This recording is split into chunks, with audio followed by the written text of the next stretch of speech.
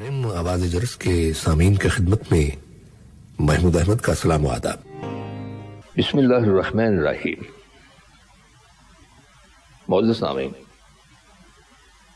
قرآن حکیم کی سورہ نساء کی ایک آیت میں ارشاد باری تعالیٰ ہے جس کا مفہوم ہے تم سب اللہ کی بندگی کرو اور اس کے ساتھ کسی کو شریک نہ کرو، والدین کے ساتھ نیک برتاؤ کرو، رشتہ داروں، یتیموں اور مسکینوں کے ساتھ حسن سلوک کرو، اور پڑوسی رشتہ دار سے، اجنبی ہمسائے سے، پیڈو کے ساتھی سے اور مسافر سے، اور ان لونڈی غلاموں سے جو تمہارے قبضے میں ہوں احسان کا معاملہ کرو۔ یقین مانو اللہ کسی ایسے شخص کو پسند نہیں کرتا جو خود پسند ہو، متکبر ہو، فخر کرنے والا ہو۔ اس آیت میں اللہ سبحانہ تعالیٰ نے جہاں اپنی عبادت کرنے کا حکم دیا ہے وہاں بندوں کے حقوق ادا کرنے کی بھی تلقین فرمائی ہے، اور آیت کے آخر میں کہا گیا ہے کہ اللہ کسی ایسے شخص کو پسند نہیں کرتا جو غرور کرنے والا، خود پسند اور متکبر ہو۔ سامعین، کبر یا تکبر اور غرور اتنا بڑا گناہ ہے کہ اس کی وجہ سے انسان کی دنیا اور آخرت دونوں برباد ہو جاتی ہیں۔ آج کے اس دور میں بے شمار ایسے لوگ موجود ہیں جو تکبر کی بیماری میں مبتلا ہے۔ کوئی شخص اپنی قابلیت اور علم و فضل پر غرور کرتا ہے، کوئی اپنی جائیداد اور دولت پر ناز کرتا ہے، تو کوئی اپنے رتبے اور عہدے پر فخر کرتا ہے۔ حضرت عبداللہ ابن مسعود رضی اللہ تعالیٰ عنہ سے مروی ہے کہ نبی اکرم صلی اللہ علیہ وسلم نے ارشاد فرمایا کہ وہ انسان جنت میں داخل نہیں ہوگا جس کے دل میں ذرہ برابر بھی کبر ہوگا۔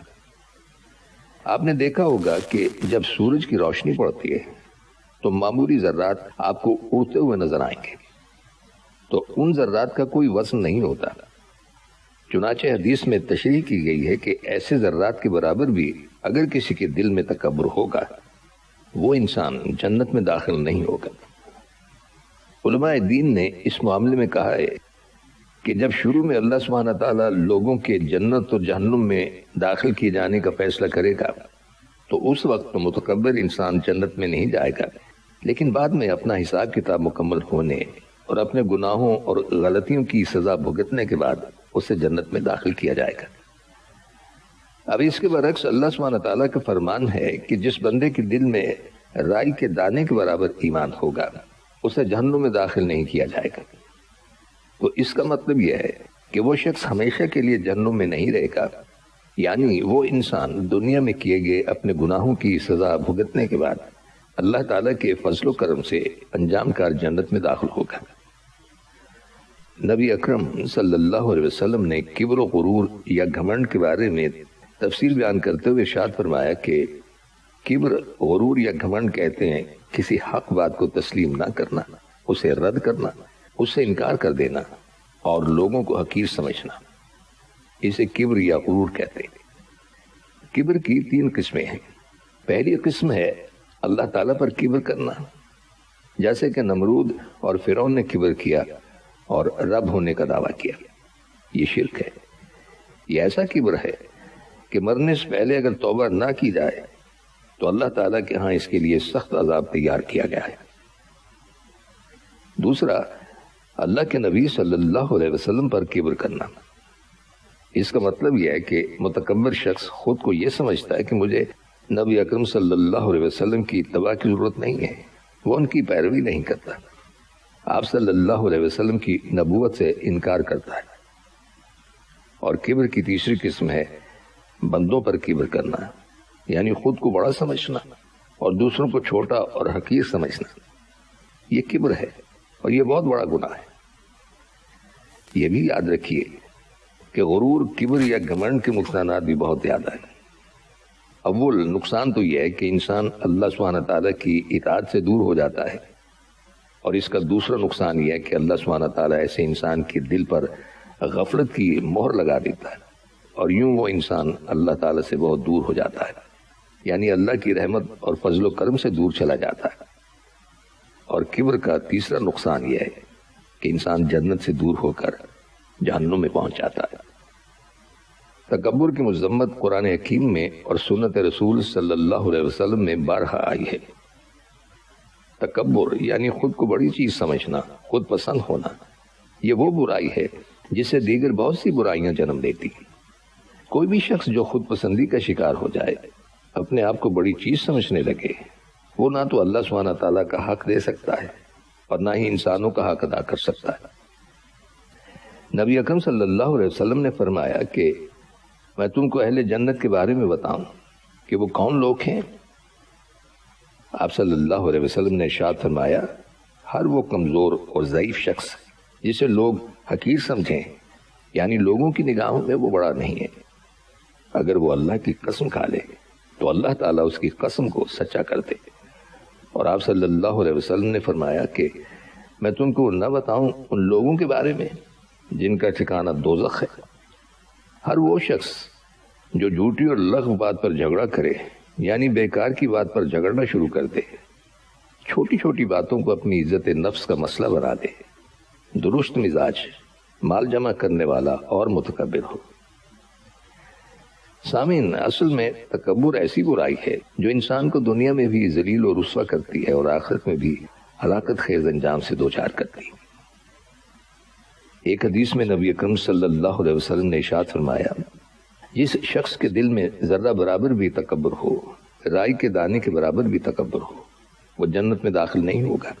یعنی بڑا تکبر تو دور کی بات، رائی کے دانے کے برابر بھی تکبر ہو تو وہ جنت میں نہیں جا سکے گا۔ اس پر نبی اکرم صلی اللہ علیہ وسلم سے کسی شخص نے پوچھا کہ اے اللہ کے رسول، انسان کا دل چاہتا ہے کہ اس کا لباس اچھا ہو، اس کے جوتے اچھے ہوں، تو کیا اچھا لباس پہننا اور اچھے جوتے پہننا کیا یہ بھی تکبر میں شامل ہے؟ تو نبی اکرم صلی اللہ علیہ وسلم نے ارشاد فرمایا، بے شک اللہ سبحانہ تعالیٰ خوبصورت ہے اور وہ خوبصورتی کو پسند کرتا ہے۔ تکبر تو نام ہے حق سے انکار کرنے کا اور لوگوں کو حقیر جاننے کا۔ یعنی متکبر وہ شخص ہے کہ جس کے سامنے حق بات کہی جائے وہ اسے قبول نہ کرے اور لوگوں کو اپنے سے کمتر جانے۔ سامعین، ہم میں سے ہر شخص کو ان دو چیزوں کو سامنے رکھ کر اپنا جائزہ لینا چاہیے کہ کیا جب بھی کوئی حق بات اللہ کی جانب سے اور اس کے نبی صلی اللہ علیہ وسلم کی جانب سے ہمارے سامنے آتی ہے، کیا ہم اسے خوشی سے قبول کرتے ہیں؟ اور دوسرا یہ کہ ہم اپنے آس پاس کے لوگوں کے ساتھ کس طرح کا رویہ اختیار کرتے ہیں؟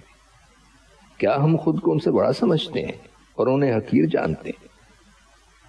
حقیر سمجھنے کا مطلب کیا ہے؟ حقیر سمجھنے کا مطلب ہے خود کو زیادہ عقل مند سمجھنا، زیادہ ہوشیار اور سمجھدار سمجھنا، اور دوسروں کی ہر بات کو اپنے سے کمتر ثابت کرنا، خواہ وہ اچھی ہی کیوں نہ ہو۔ یعنی اپنے رویے سے، اپنی گفتگو سے، اپنے انداز سے اور اپنے معاملات سے دوسروں کو کمتر سمجھنا، انہیں اہمیت نہ دینا اور خود دوسروں پر اہمیت جتانا، اپنی ہر بات کو درست سمجھنا اور دوسروں کی ہر بات کو رد کرنا، یہ تمام باتیں تکبر کی علامتیں ہیں۔ تکبر میں مبتلا شخص حق بات کی پرواہ نہیں کرتا، اسے سننا بھی نہیں چاہتا۔ حدیث میں آتا ہے کہ ایک شخص نبی اکرم صلی اللہ علیہ وسلم کے سامنے بیٹھ کر کھانا کھا رہا تھا اور بائیں ہاتھ سے کھا رہا تھا۔ آپ صلی اللہ علیہ وسلم نے اس سے فرمایا کہ دیکھو، اپنے دائیں ہاتھ سے کھاؤ۔ اس شخص نے کہا، میں دائیں ہاتھ سے نہیں کھا سکتا۔ اس شخص کے انداز میں تکبر بھرا ہوا تھا۔ آپ صلی اللہ علیہ وسلم نے فرمایا، تجھ میں اس کی طاقت نہ ہو، یعنی کبھی نہ کھا سکو۔ اصل میں اس شخص کو نبی اکرم صلی اللہ علیہ وسلم کی بات ماننے سے صرف اس کے تکبر نے روکا تھا، اس لیے آپ صلی اللہ علیہ وسلم اس سے ناراض ہوئے، اور راوی بیان کرتا ہے کہ وہ شخص مرتے دم تک کبھی دائیں ہاتھ سے نہیں کھا سکا۔ تو کوئی بھی شخص حق بات سامنے آنے پر، خیر و بھلائی کی بات سامنے آنے پر جب ایسا رویہ اختیار کرے کہ میں یہ نہیں کر سکتا یا میں یہ نہیں کروں گا، اور اس کے دل میں یہ خیال ہو کہ شاید ایسا کرنے سے میری شان میں کچھ فرق آ جائے گا، یا بعض اوقات اگر کوئی کمزور شخص اچھی بات کہہ رہا ہو یا اپنے مقابلے میں کم حیثیت والا شخص کہہ رہا ہو، تو اس وقت سننا اور مشکل ہو جاتا ہے، اور انسان ایک اچھی بات کو صرف اس لیے نہیں سنتا یا سننا نہیں چاہتا کہ کہنے والا کسی بھی حیثیت سے، مثلا عمر میں یا مال و جاہ میں یا رتبے میں اس سے کم ہے، تو وہ اس کی بات کو رد کر دیتا ہے، حالانکہ بات درست ہوتی۔ تو ایسا رویہ اختیار کرنا انسان کے اپنے لیے ہی نقصان دہ ہے، اور بسا اوقات انسان چھوٹی چھوٹی حق کی باتوں سے انکار کرتے کرتے بہت دور نکل جاتا ہے اور پھر کبھی خیر و بھلائی کی طرف نہیں پلٹتا۔ سامعین، تکبر کے موضوع کے بارے میں مزید مفید باتیں ہم آپ کے ساتھ اپنے آئندہ پروگرام میں شیئر کریں گے، اور اس کے ساتھ ہی ہمارے آج کے پروگرام کا وقت بھی اب ختم ہوتا ہے، اس دعا کے ساتھ کہ اللہ تعالی ہم سب کو صراط مستقیم پر چلنے کی توفیق عطا فرمائے، آمین۔ آئندہ ملاقات تک کے لیے محمود احمد کو اجازت دیجیے، اللہ حافظ۔